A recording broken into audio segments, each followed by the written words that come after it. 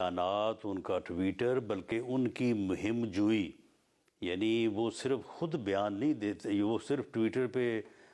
جو ہے وہ اپنا پوسٹ نہیں لگاتے، وہ خود گفتگو بھی کرتے ہیں، اور وہاں پہ جو صحافی ہیں وہ بھی آ کے ان چیزوں کو رپورٹ کرتے ہیں، اور اس کے علاوہ پوری ایک مہم جو ہے وہ چلائی جاتی ہے پوری دنیا میں، صرف پاکستان میں نہیں۔ تو یہ ساری چیزیں جو ہیں، یہ ساری چیزیں اس بات کا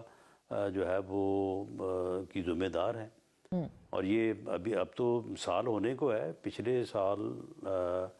اپنا 8 مئی کو جو D G I S P R نے پریس کانفرنس کی تھی، اب دیکھیں نا، بات جو ہے وہ تو ان بٹوین لائن ہی ہوتی ہے نا۔ ان کا یہ کہنا کہ 9 مئی کے واقعات کے اوپر آپ جو ہے وہ معافی مانگیں، تو کیا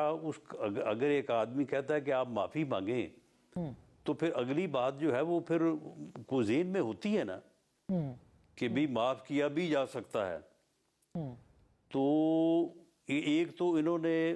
ان کے تنصیبات کو، ان کے گھروں کو آگ لگائی، دوسرا اس کے بعد یہ بیانیہ بنانے کی کوشش کی کہ یہ آگ آپ نے خود لگائی ہے۔